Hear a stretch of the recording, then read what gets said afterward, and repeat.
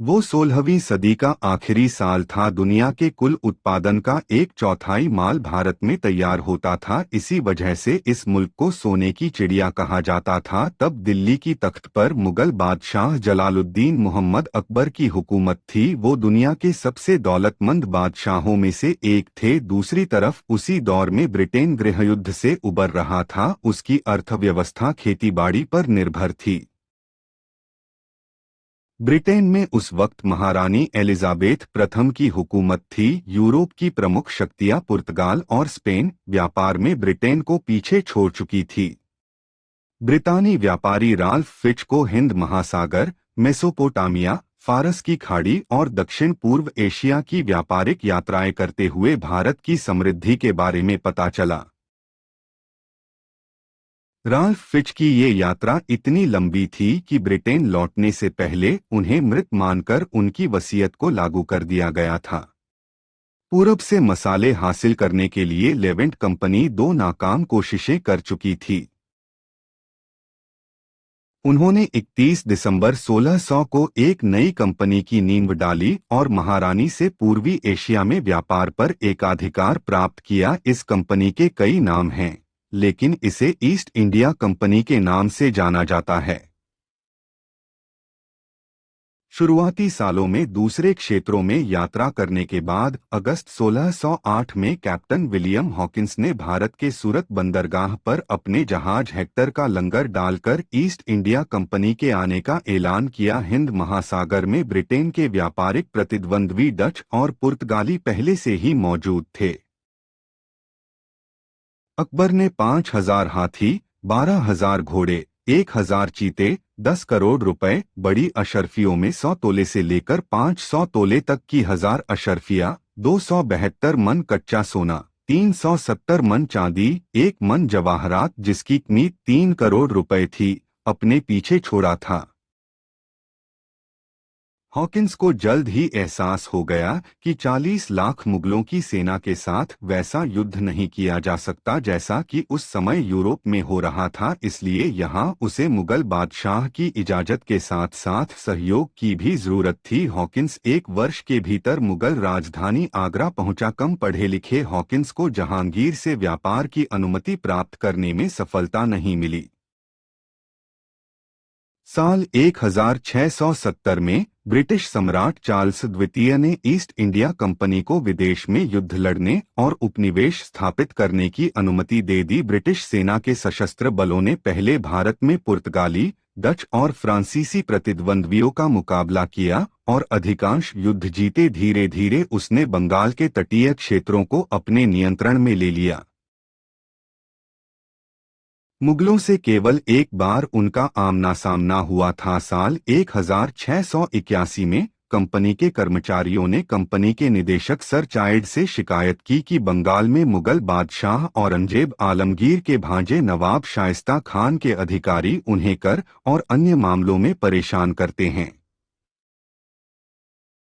मुगल बादशाह की सेना भी तैयार थी, इसलिए युद्ध में मुगलों की जीत हुई। 1695 में ब्रितानी समुद्री डाकू हेनरी एवरी ने औरंगजेब के समुद्री जहाजों फतेह मुहम्मद और गुलाम सवाई को लूट लिया। इस खजाने की कीमत लगभग 6 से 7 लाख ब्रिटिश पाउंड थी।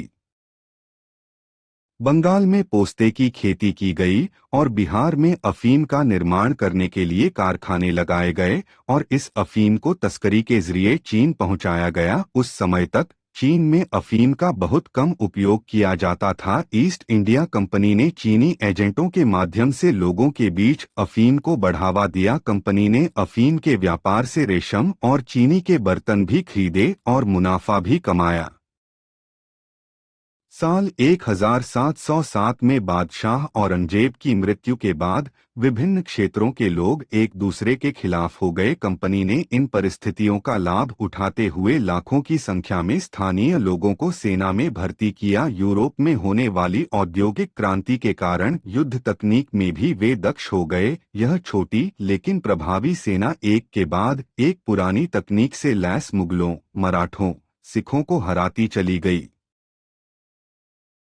ईस्ट इंडिया कंपनी ने नवाब की सेना के सेनापति मीर जाफर को अपने साथ मिला लिया, जिसके मन में शासक बनने की इच्छा थी। 23 जून 1757 को प्लासी में कंपनी और नवाब की सेनाओं के बीच युद्ध हुआ। तोपों की अधिकता और मीर जाफर के विश्वासघात के कारण अंग्रेज विजयी हुए और मीर जाफर को बंगाल के सिंहासन पर बैठा दिया गया। अंग्रेज अब मीर जाफर से मालगुजारी वसूलने लगे।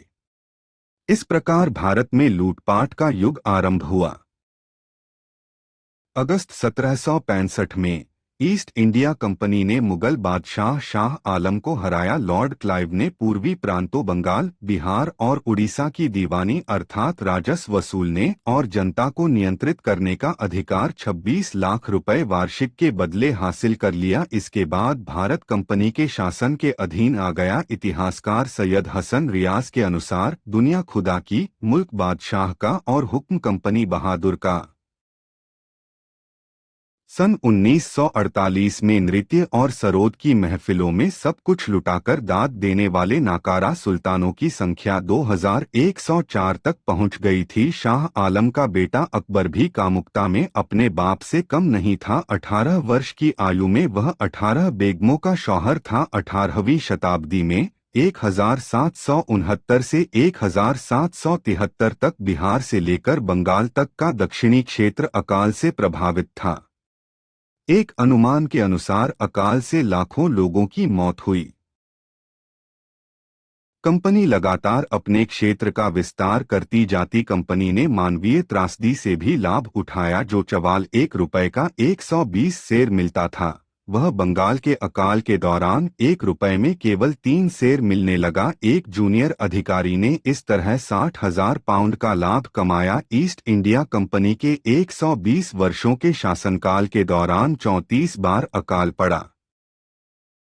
केवल मैसूर के शासक टीपू सुल्तान ने फ्रांस के तकनीकी सहयोग के साथ कंपनी का वास्तविक प्रतिरोध किया और कंपनी को 2 युद्धों में हराया भी। लेकिन भारत के अन्य शासकों को अपने साथ मिलकर टीपू सुल्तान पर भी काबू पा लिया गया। जब कंपनी के गवर्नर जनरल लॉर्ड वेलेस्ली को 1799 में टीपू की मृत्यु की सूचना दी गई, तो उसने अपना गिलास हवा में उठाते हुए कहा कि आज मैं भारत की लाश पर जश्न मना रहा हूं।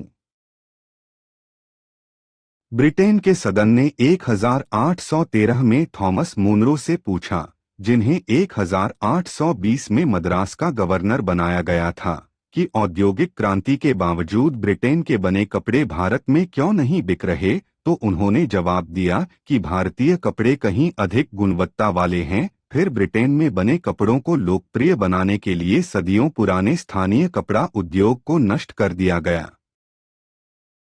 साल 1835 के अधिनियम के अंतर्गत अंग्रेजी भाषा और साहित्य को बढ़ावा देने के लिए धन आवंटित किया गया था। 1857 के स्वतंत्रता संग्राम के दौरान कंपनी ने हजारों लोगों को बाजारों में और सड़कों पर लटकाकर मार डाला और बहुत से लोगों को कुचल डाला गया। स्वतंत्रता संग्राम के अगले वर्ष 1 नवंबर को ब्रिटेन की महारानी विक्टोरिया ने कंपनी के अधिकारों को समाप्त कर शासन की बागडोर सीधे तौर पर अपने हाथों में ले ली।